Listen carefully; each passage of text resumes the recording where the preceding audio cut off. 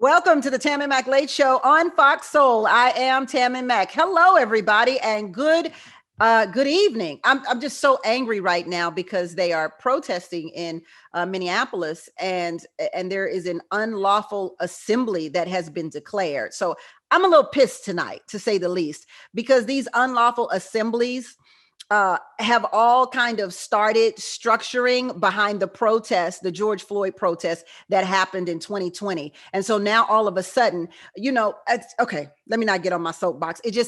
I'm really angry tonight because of that, because I just feel like people always bringing up the Constitution and our constitutional rights and respecting the Constitution. And the Constitution says we have the right to protest. And then you make the right to protest a freaking unlawful assembly. I can't say the word, but F-O-H.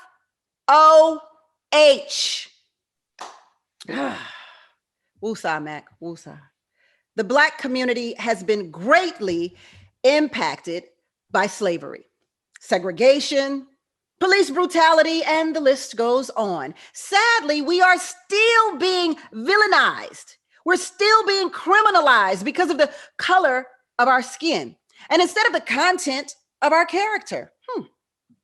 And with everything that we have been throughout history, and by history, I mean throughout 2020, I mean throughout yesterday, I mean throughout today, and how we're still treated, why are we expected to constantly turn the other cheek? Forgive people who have harmed us. Why, when it's our turn to lead and our turn to take charge, everybody has this bright idea we should all work together. Really now? No. Tonight, the business of being Black is why are Black folks so damn forgiving? Why? Please welcome culture editor for Madame Noir and the founder of No Sugar, No Cream magazine, Veronica Wells Puani. Hi, Veronica. Hey, Tammi, how are you? You well? You see how we starting, huh? Right. Oh, I'm ready, sis. I'm ready. Y'all might not even get to talk tonight. Writer and educator, Ciara Jones. Hi, Ciara. How's it going, Tammi? Thanks for having me tonight. Thank you for being here. And writer and millennial activist, Mama Danielle Slaughter. Hi, Danielle. You ready to slaughter some stuff tonight? Hi, Tammi. I'm ready. So I want to start here. It's where I start every night, ladies. Why? Why should Black people care about forgiving? Period. I want to put something on the end of that. But why should Black people care about being so forgiving or not? So. Yeah, I'll hop in, Tammi. I think it's a really fascinating question, just the idea that Black people are maybe inherently forgiving. I think that what's really going on is that Black people especially are a deeply spiritual community. About 78% to 83% of us identify along the lines with some form of Christianity, whether that's evangelical Christianity or Protestantism or Baptism or being Baptist. And so I think when we think about Black forgiveness, we have to remember that there's a theological praxis for forgiveness that undergirds that. And that number two, that Black people live in a community, we live in a world that systematically and systemically precludes us from really accessing traditional avenues of justice. And so part of me believes that Black people have a praxis of forgiveness that's incredibly beautiful because holding that anger and rage can be soul corrosive and soul eroding. But I also think we can't discount the fact that there are archetypes about Blackness, this idea that Black people are magical Negroes, this idea that we're quasi-mystical, this idea that we somehow have this kind of endless compassion, this endless ability to take these barrages and hits from white supremacy and still forgive. And I think that it's both and. I think some Black people lean into forgiveness as their own kind of theological understanding of the world as a way to heal, but other Black people lean into militancy, into anger, into other ways of contending with injustice. And so I think we see a both and in our community around this. Yeah. Veronica? I completely agree with Ciara. I think it is a both and, but I think what's different is that not only are we a spiritual community, I think there is an expectation that we forgive. There's like a conditioning that we forgive. You'll often notice, like, I remember specifically after the Charleston shooting at the church, it was like the news reporters wanted to be in everybody's face, like, do you forgive him? Do you forgive him? Do you forgive him? And it's like, if it is a deeply spiritual practice, it's also deeply personal. And that should not be your business, nor should that be the first question you're asking after such a tragic event happens. And that expectation is not, I don't see that placed on other communities. No one, I don't see people asking, even the Asian community, or when a tragedy happens to a white person, do you forgive immediately? Like, let me process what's happened first, let me be angry first. If I am going to forgive, let me get through the stages of grief before you require this, like you said, this magical Negro, this superhuman compassion, this inherent goodness from me, when you didn't see me as inherently good when you violated me. Mm, mm, mm, mm. Go ahead, Danielle. I go a different route with it. I think that forgiving is part of gatekeeping white supremacy. I think that inherently slave masters sent their slaves to church, and they wanted them to have these like calming spirits, and they used the Bible and forgiveness as a means to continue to abuse them and their families. However, if we are truly going to say that this is a spiritual practice, while I am not religious now, I grew up in the church. And so I know that if I'm supposed to forgive someone, that person has to first repent. And the white America has never repented truly for the injustices that they've done to the Black community. And so why are we forgiving people who aren't sorry? I'm not forgiving them. I'm done with that. Well, Oprah said forgiving is not about the other person. It's about you. It's about the peace that you hold within. So how do you feel about that? I would say that once again, that is a way that white people have inherently taught us that. They taught you that, it's about you. It's about with how you feel inside so that you won't uprise against what's happening, pretty much. It was a way to squash those uprisings. And I can be at peace without forgiving white people. I have peace. I'm happy. I'm joyous. But I'm not going to forgive you for killing my family. No. That's, in my mind, if I forgive you, that gives you some comfort. That's comfort to the person who has caused harm. That doesn't bring my family member back. That doesn't stop the grieving process for me. So no, I'm not. I'm sorry, Oprah, or sorry, not sorry, but I don't agree with you. What? Somebody doesn't agree with Oprah Winfrey? Well, what does this world come to? So when we talk about forgiving and when we say Black people are so forgiving, the three of you have all mentioned white folk. So then let us be clear that we're talking about Black people forgiving white folk for everything that they have done to oppress us. I actually believe that forgiving is sort of our angst to be accepted by our oppressors. And so I wonder, when you speak, Danielle, on, no, you killed my family, so why am I going to forgive you for that? But white people today would say to you, but I didn't kill your family. And I would just look at them calmly and tell them that their ancestors did. There needs to be some type of repentance, some type of reparation. Somebody has to pay for that evil that was done. I think America is one of the only countries that does not apologize for slavery. They have never apologized for slavery. They've never atoned for it. And people can say that they attempted to atone when they gave Black people land and all of these things, but they took that away, and then they lynched us, and then they did Jim Crow. And I don't believe you. Like, when I teach my children about forgiveness and how to apologize, you say you're sorry.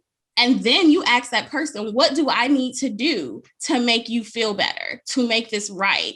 And Black America has told white America over and over again what we need from them. We need reparations. We need police reform. We need education reform. And what have they done? continue to criminalize our children, continue to shoot us dead in a car. Why?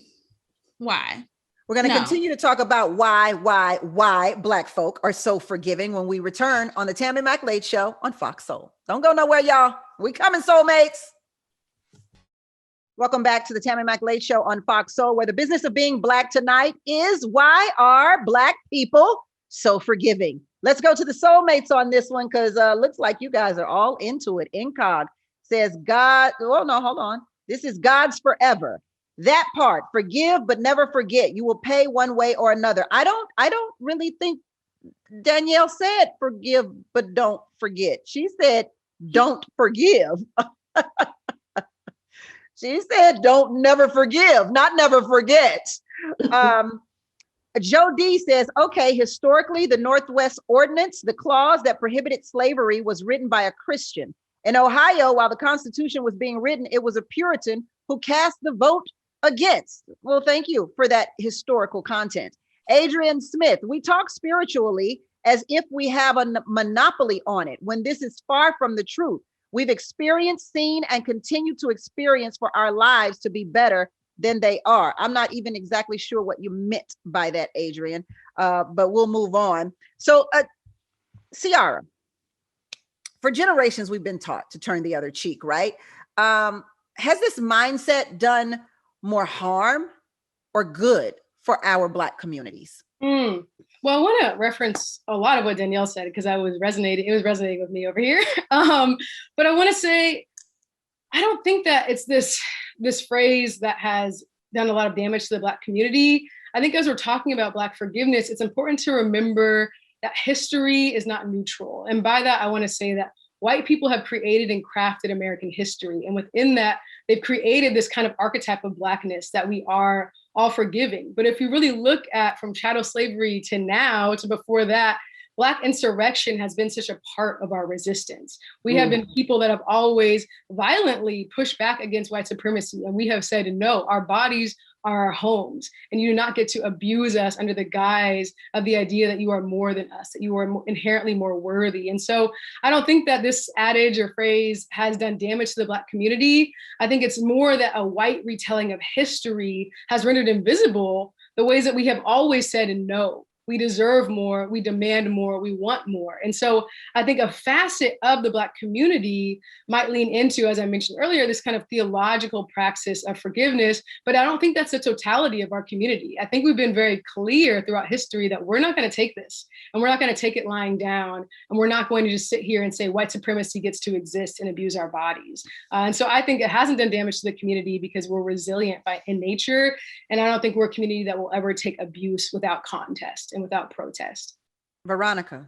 Yeah, I think what you said is not just the history, it's like the anti-Blackness that's inherent within Christianity. We have to really examine, I mean, whether you identify whether you still identify as a Christian or not, or whether you believe whatever you believe, that we have to acknowledge that we were taught that religion from people who were actively oppressing us and are still oppressing us today. So it was in their benefit to frame it within a certain way, to frame it like, oh, it was used as a rationalization for slavery. So you can't be, to me, I don't think you can be a responsible Christian without challenging yourself to at least question the anti-Blackness that's inherent in Christianity. Yeah, I want to talk about a certain specific situation that happened recently.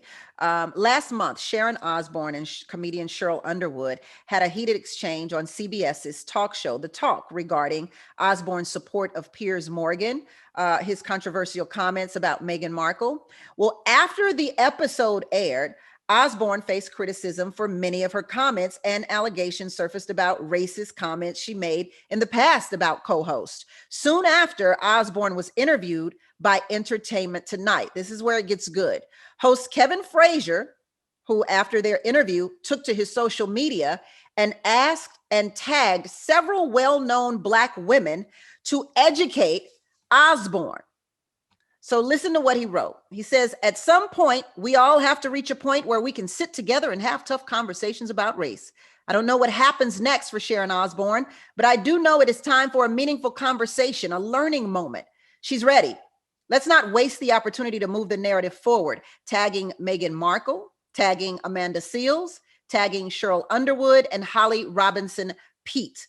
Amanda Seals quickly responded by posting a video where she said, how about you put your energy into providing a safe space for those on the show who have been terrorized by her rampant racism, classism, and xenophobia. Y'all stay capping for these Karens. You must be out of your goddamn mind. What are your thoughts about Kevin Frazier's post? I mean, go ahead, Ciara. Please. Okay, you know, that so not only was Cheryl violated, embarrassed, degraded on television, now it's her job to then educate Sharon. And I just can't, if white people claim to care about Black people, I really need them to do some research, to get on Twitter. I mean, it wouldn't even take long. A book, some film, a documentary, anything. If you care about Black people, then look and see what Black people have been talking about for centuries in this country and in Britain, where Sharon is from. We've been having these discussions and we've been having this dialogue. So if you care about us, learn about us like we've had to learn about you. Or maybe as a Black man, you can stand up and sit with the Black women who have been harmed. Like, why are you so caring about this white woman's feelings? Do you think she care about your feelings? Who is always defending and supporting and taking care of the Black community, Black women. Yeah. But when we're harmed, here comes the Black man playing Captain Save a hoe. Yeah, thank you. So why didn't he have a sit down with Cheryl to talk about how she was feeling, how she was harmed, instead of putting that onus back on Cheryl? Like, oh, okay, well, I talked to her and she's sorry. She didn't tell Cheryl she was sorry. Absolutely. And I also just don't like this kind of teaching narrative that keeps coming up in these spaces, that we have to teach people why they're being racist. We have to sit at the table with them. We have been sitting at the table for like 400 years with very little systemic change. We have been at the tables in all the different ways and all the different settings, in the dining room, in the living room. I think we're tired of being at the table. I think we've given white people enough information to educate themselves. And for me, what makes me not forgive Sharon, as we're talking about forgiveness, is that she said to Cheryl, like, don't you dare cry. Ooh. And that for me was so violent that she didn't even allow Cheryl to be a full person, a full Black woman in that moment, to express her feelings, to express her emotion, while Sharon had a kind of on-air meltdown. And so I am just tired of this language that white people are where they are because they haven't been educated. White people are where they are because they choose to be there. And I think it's in time that we say that white people need to be accountable for their choices.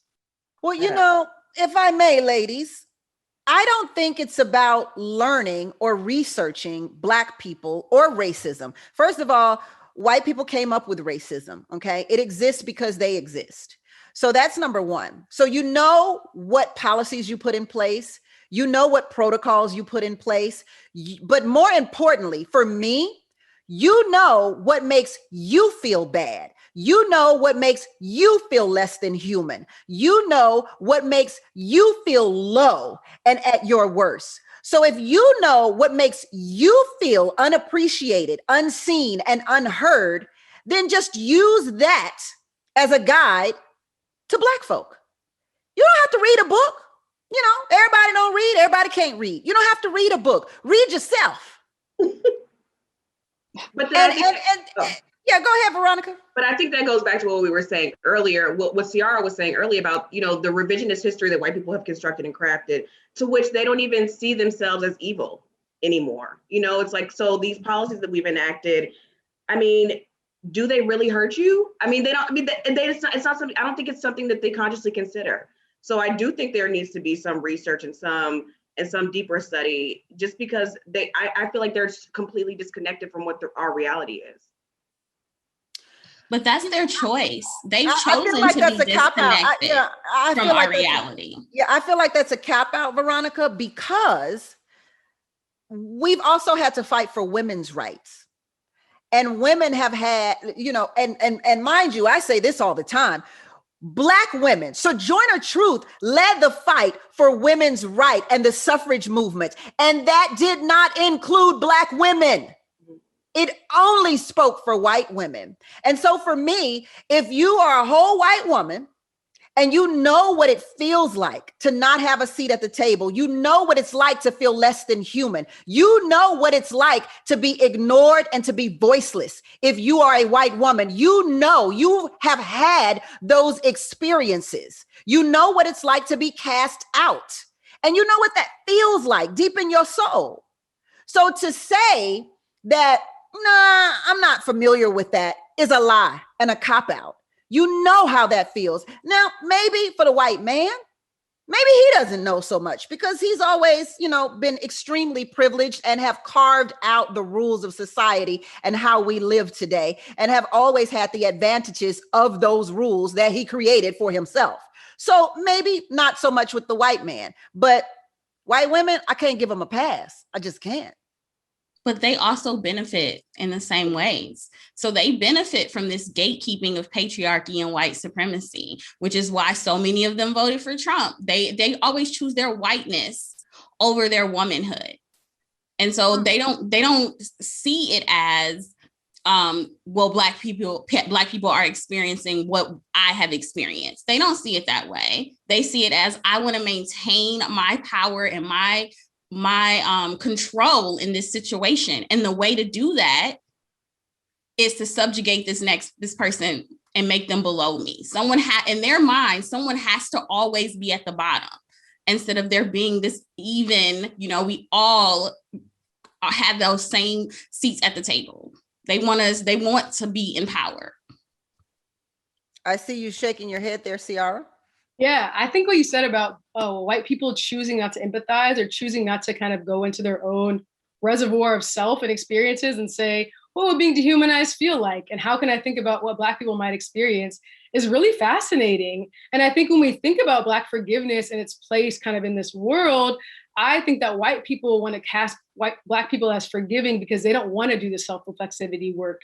They don't want to look internally. And I think the power of Black anger actually, and Black frustration and Black pain when we choose to show it in public, is that we hold a mirror to white people and say, this is the harm that you cause with your racism. We are real people in corporeal bodies, and we are hurting and bleeding because of the issues and the trauma that you have brought into our lives. And so I think you're right that white people choose not to empathize. And I think that Black anger could be a tool to make white people be accountable. And I think if they're not going to empathize, then my ask is accountability. And I think that accountability should be through our justice system.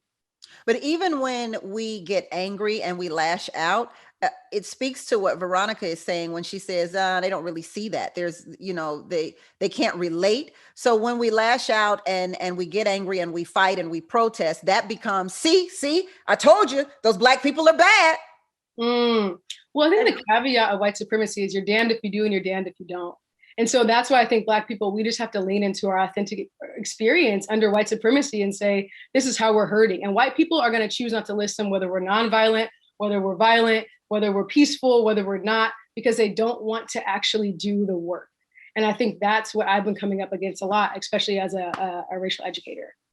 We're going to take a quick break and come right back on the Tammi Mac Late Show. Veronica, I saw you trying to sneak in there, so we're coming straight to you when we return on the Tammi Mac Late Show on Fox Soul. Welcome back to the Tammi Mac Late Show on Fox Soul, where tonight the business of being Black is why are Black people so forgiving? If you want more of this content, it's easy. Just subscribe to our YouTube channel and make sure you hit the notification bell to get all the best updates on new videos and live shows. And don't forget to hit that thumbs up button and tell us how you really feel. On the show tonight, please welcome a culture editor for Madame Noir and the founder of No Sugar, No Cream. That always I'm just thinking of Heavy D, I think. Like that was inspiration. Okay, there we is. Magazine, Veronica Wells-Puani, writer and educator, Ciara Jones, and also writer and millennial activist, Mama Danielle Slaughter. Do they call you Mama, Danielle? My kids do. Mama. Okay, they call you Mama. Okay. Because I'm like millennial and Mama. Like when I think of Mama, I'm thinking of like Mama Josie at the church. So I'm like millennial and Mama Danielle just don't, like, that is very incongruent there. But I'm feeling you, millennials are mamas now, though. I do know millennials are mamas, but when I think when I think of putting Mama in the front of someone's name, I think of the church lady who's like, like, I don't know, 80 years old, Yeah. Like Mama Josie. They might just be shortening the hashtag because it's Mama Demics. So maybe. Got it. In 2019, Dallas police officer Amber Geiger trespassed into Botham Jean's home, thinking it was her apartment, and shot him while he was eating ice cream. What were your thoughts during the trial? She was consoled by the victim's brother, Brant Jean, the judge, and the courtroom deputy sheriff, all who happened to be Black. And I think every Black person was like, the hell? Ciara, in your article, Amber Geiger and the Misconstruction of Black Forgiveness, you actually wrote, Black people know the pattern all too well. White folks leave trauma in their wake and utilize Black forgiveness as a smokescreen for their crimes. We are a nation both obsessed with Black forgiveness and averse to white accountability. Break that down for us. Yeah, absolutely. So one, I think, I start out by saying I'm not critical of Brant Jean and his choice to forgive, because I want to acknowledge that that's a personal choice that he made from whatever place that he wanted to make that from. But I am really critical of the fact that we live in a society that is so cyclical, that white people commit crimes. We take so much time to analyze their intent, to understand their behavior, to see why they might have murdered a Black person. But Black people are never even afforded empathy or compassion. Botham Jean was killed by sleeping in his home. He was presumed guilty just for existing in space, for existing in time, for existing as a human being. But we give Amber Geiger so much space to be a person, to have complexity, to exist with nuance. And I'm so frustrated with this narrative. And even right now, if we look at George Floyd's trial, we all saw the video. We know that this cop committed murder, but still we're analyzing from every angle. Did he do it? Did he mean to do it? What was his motivation? How was he feeling that day? We give whiteness so much space to be human, to make mistakes. And then Black people just have to have two emotions. We can either, honestly, we have one emotion we can be, which is to be accepted and complicit of what we're experiencing. And that is my deepest frustration. It makes me angry. I get angry about it. I see that. And it also makes me think of the sheriff that talked about I think it was a police officer about the man that killed all of those Asian people. And he said, and he said, well, he had a bad day. He just had a bad day. And we're all looking like, is this what you do when you have a bad day? Is it that cool? So everybody just good? Even today with Dante Wright and the police chief, saying, oh, it was an accident. We're good. It was an accident. At least that's how it reads. I want to go to the soulmates because they're chiming in. I don't want to leave them out of this conversation. Richard Moonstone, if it wasn't for a Ciara explanation, our heads would have exploded by now. Oprah has forgiven white people to join them in attacking Black people. We forgive, but don't forget. Makes me think of Tupac. Girl, keep your head up. Hence, Michael Jackson, he says, though.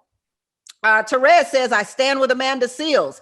Adrian says, she's too damn old for her not to have knowledge of what racism is. Speaking about Sharon Osbourne. GTFO. So are we going to ignore the fact that Kevin is married to a non-Black woman? His perspective is somewhat convoluted. And then Adrian says, punching them in the mouth is a good teaching tool. And they know exactly what they do, why they do it with their microaggressions. They choose to do as they please because of their white privilege. And Joe D says, actually, a lot of white preachers preached abolitionist sermons before the Civil War. Harriet Beecher Stowe said Uncle Tom's Cabin was a vision from God, one of the most influential abolitionist writers or writings. Thank you, Joe, for that historical perspective. Does it play a part that Kevin Frazier's wife is non-Black? Does that even play a part in him kind of having a concern for Sharon Osbourne versus Cheryl Underwood? And we don't really know if he asked Cheryl to come on Entertainment Tonight and Cheryl said no. My thought would be he didn't, but we don't know the answer to that question. So maybe he did. And Cheryl was like, nah, I really want to do that. Want to keep my job. I would say it does play a part. I mean, we don't know on what level and how conscious he is with his bias, towards, I guess, protecting white women because he's married to a white woman. I don't know, but I think it plays a part for sure, because I just don't understand why that would be the first thing that he would be interested in doing at a time like that. Like Danielle said, this would have been a perfect moment for you to give Cheryl Underwood an opportunity to express how she was feeling, because she had the burden of maintaining professionalism in that moment. So she wasn't really even able to express her full emotions at that time. So let's hear what she has to say. We know how Sharon felt, because she said everything she needed to say on that show. So how does the Black woman feel? It would have been nice to hear that. And I think, who knows? But to me, it was a problem that a white woman was centered again. And the conversation about racism. Yeah, what's interesting to me is if you are we're having some technical difficulties here. Okay. If you are a journalist, you get both sides of the story. So to have Sharon speak her side and not have Cheryl speak her side was quite interesting to me from a journalistic standpoint, because you oftentimes want to get each side of the story to have a complete story. I want to talk about this, Veronica, the Black church. Are they put in an uncomfortable position when it comes to being the voice for justice and equality? I mean, I don't know. I don't know. Uncomfortable. I think that's an interesting perspective, because you think about his history. Black church has been like a social justice. Initially it was founded as a social justice organization. Like they were interested in advocating for the rights of Black people. I don't know that the church is as interested in doing that these days. Maybe that's what's uncomfortable about it, is that they've maybe lost their way. And maybe are concerned with like, prosperity gospel or getting money or being more like white people, as opposed to actually trying to fight to tear down the systems. So I guess if that makes you uncomfortable, but I think the Black church maybe needs to question, what their role is in the social justice movement at this point. Ciara, how do you feel about that? Yeah, I agree with 100%, Veronica, that the Black church has to evolve with its tactics. Because I think when we look at the 1950s, 1960s civil rights movement, the Black church was integral to that. It's where we organized and where we prayed and where we cried and where we grieved and where we practiced nonviolent tactics and all these things. But I think that the Black church has gotten stuck in this kind of centralized Black male leader. And I think when we look at BLM and other movements in this kind of contemporary moment, we see LGBTQ inclusion. The Black church is not ready to do that kind of work yet. We see the way that BLM is also thinking about ableism and thinking about the importance of centering other kinds of Black bodies, not just Black men. And so I think the Black church can be part of this if they come up with us, if they come into the times and say, we want to be justice-centered too. Because I think the Black church is a site of liberation for many, but for cis Black women, for transgender Black folks, for LGBTQ Black folks, it can also be a place of subjugation. And I don't know if the Black church is ready to release some of that power from Black men so that everyone can get a piece of the pie. That's interesting. That's interesting for a couple of reasons. But I have to push back a little, because yes, the Black church was a space for civil rights and for justice and equality to formulate plans and strategy and tactics. But let's not forget that there were several Black churches that fought Dr. Martin Luther King and refused to have him inside of those churches.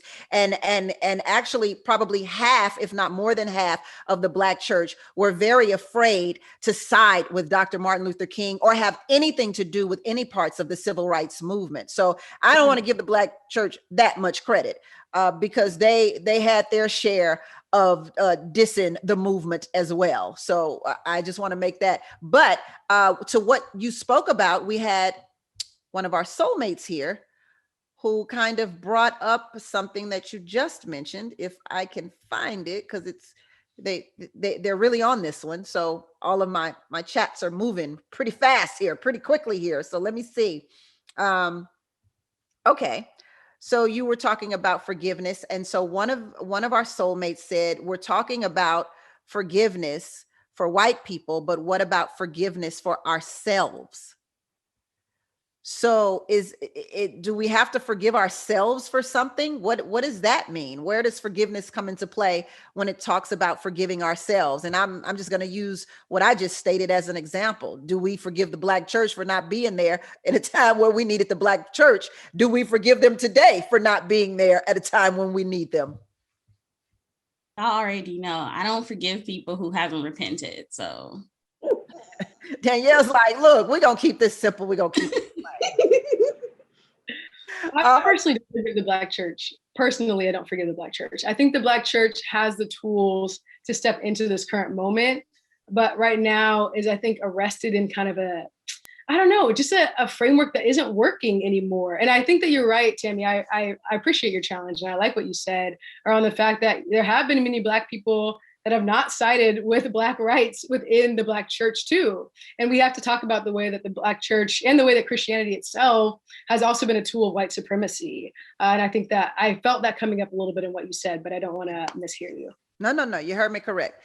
And let's see, our soulmate is saying, speaking of Black forgiveness, didn't Cuomo run to the Black church for a photo op for COVID after the accusations came out? Folks always want to use Black people. Folks always want to use Black people.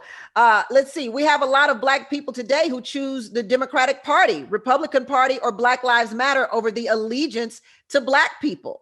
And let me see, what else are they saying here? I'm telling you, these. Okay, if George Floyd's killer goes scot-free, trust me, we're going to make January 6th seem like a peaceful protest. Wow. Those are some words. Danielle, I want to get to you. In your article, I don't forgive you or your ancestors. You wrote, forgiveness is why white supremacy continues to run rabid in this country. Talk about that. I think, like I said earlier, white supremacy can only keep going if we continue to maintain it.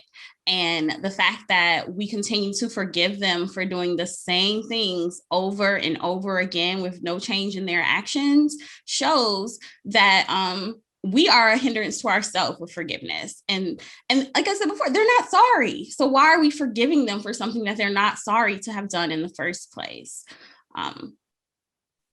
Well, I'm very sorry. We have to take a commercial break right now, but we're coming right back on the Tammi Mac Late Show on Fox Soul. So please forgive me, please. Welcome back to the Tammi Mac Late Show on Fox Soul, where tonight the business of being Black, or why are Black people so damn forgiving? Danielle, I have to challenge you. I have to come at you on something. Now, look, I don't mean to sound white, but I have a lot of white friends. Some of my best friends are white, Danielle. I work with pleasant, beautiful white people, Danielle. So what does it mean really practically to not forgive white people for systemic racism, for slavery, for policies that put us in a bad place, for white people who may not know how to be allies, or who just aren't allies because it doesn't affect their lives, but they too have Black friends that are me?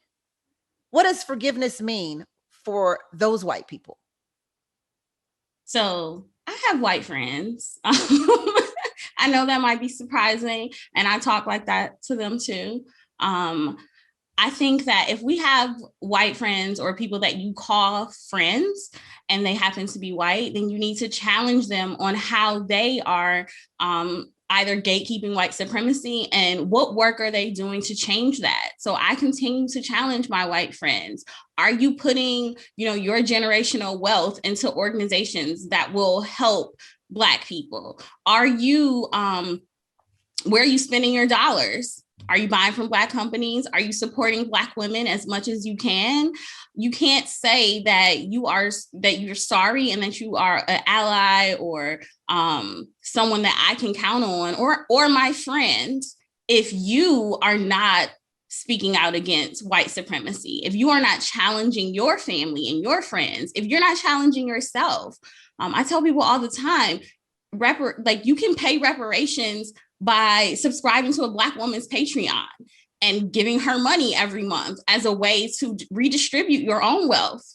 write a Black person that you claim is your friend or that you love into your will. There are so many ways for them to show that they don't want to be their ancestors and that they really do want to hold people accountable that aren't necessarily going through the legal system, because we know that everyone can't do that. You got me rethinking my white friends over here. You done said, write Black people in your will. Oh, hunty. I'm about to change the entire structure of my Facebook page now. You hear what I'm saying? My Instagram is about to change who I follow. Do you feel me? I would have never thought of that. I love that there are these ways that you don't think about in which America itself, from a governmental perspective, doesn't have to be so quickly on reparations, but individuals can repair what's been lost of Black people. I love that thought. Don't know that white people would love it so much. Veronica, can you be friends with white people who don't or are not allies in the way that we would like them to be? No, I mean, you might think you are, but then when you realize that they're not an ally in the way that you might like them to be, then that friendship kind of dissipates. Because if someone doesn't see your humanity, what friendship is there? And that's what I was going to say. I wanted to say earlier, I think we talk a lot about how racism affects Black people, but we don't really talk about how racism has affected white people on a soul level. Like, you are less human when you don't see your fellow human being as equal to you. You know, that's a problem on a soul level. So it's not just our problem to deal with, it's white people's problem as well. And they should embrace it as such. Yes. Okay, I'm ready for that one. Yes, Ciara. Yeah, I just love what Veronica just said. Yes, yes, yes. I think we talk all the time about like Black people and like ancestral trauma, but we don't often talk about white people and what's the ancestral legacy of genocide and killing and murder and raping and pillaging people. There is a lot of pain that comes along with that.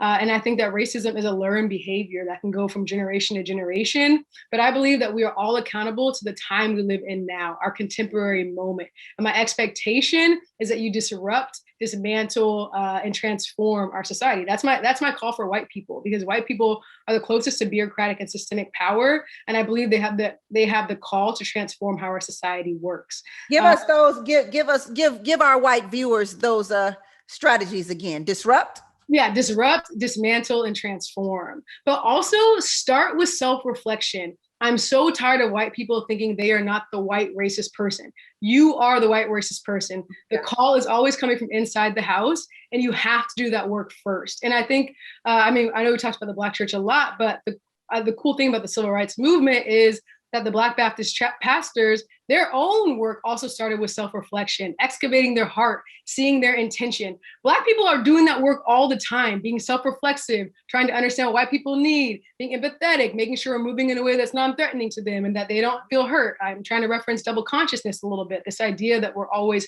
so aware of ourselves in relationship to whiteness. I agree with Veronica 1000%. It's time for white people to be aware of themselves in relationship to us, about how they make us feel afraid, about how they cause us harm. So I love exactly what she said. And also, I don't do white racist friends. I don't educate white friends. If they do something problematic, they're out, like it's done, like you're blocked on everything, because I don't have the time. I don't have the time or the space or the bandwidth. And also, Black women are dying from chronic stress all the time. I'm not going to stress myself educating a white person who has little interest in doing their own work. We're going to take a quick break and come right back to find out more about these ladies on the Tammi Mac Late Show on Fox Soul.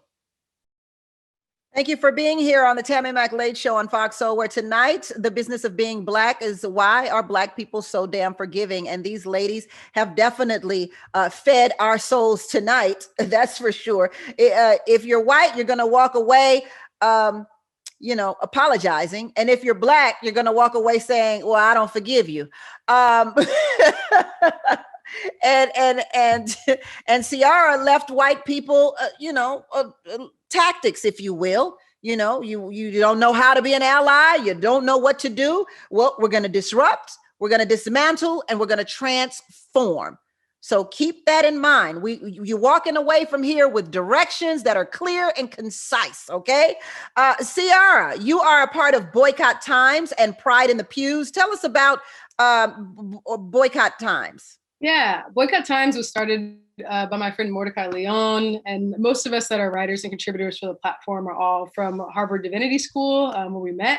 And particularly our goal is to reframe how we understand capitalism. We understand capitalism at the Boycott Times as kind of greed-centric, productivity-centric in a way that precludes us from being full people. And so we critique capitalism. That's it, period. We just critique capitalism. Pride in the Pews is an organization that works to foster LGBTQ inclusion in the Black church. And currently, you can go to the website and support their work. It's a phenomenal work. Currently, we are interviewing Black people in the church, Black LGBTQ people, about their needs and what does it look like to transform how we do theology, and what does it look like to have a theology that's inclusive of all people, identifying on all lines. Veronica, you're the author of Better Days and You'll Be All Right, and the creator of No Sugar, No Cream magazine. Go ahead, tell us how we can get involved. Yeah, so you can always find me on madamnoir.com. You can especially find me in my work on nosugarnocreammag.com. It's just a place for Black women to share their authentic stories, topics that are maybe considered taboo, and a place for us to discuss those topics. Mama Demics. Mama Demics. Come on, talk to us, Mama Demics. Right. So Mama Demics is my parenting and social justice website. I started when I was a grad student who was pregnant, and being Black and in a grad program while pregnant is not for the faint of heart. I also create curriculum and content for parents. My soul baby right now is called Black History is American History, and it is a curriculum for parents to learn with their children. There's a full year-long curriculum for 6 and under. The 7 through 12 curriculum is still in progress, but half of it is done and up, and you can go to Mama Demics and check it out. Thank you so much, Ciara, Danielle, and Veronica for being on the show tonight. Certainly we'll need a part 2 of why are Black people so damn forgiving, because we didn't touch the surface of what we could have, but I appreciate it. Right now, we got some Fox deals for you soulmates out there. So let's take a look at some Fox deals. And until tomorrow, it's a blessing to be in your box on the Tammi Mac Late Show on Fox Soul. Bye, y'all.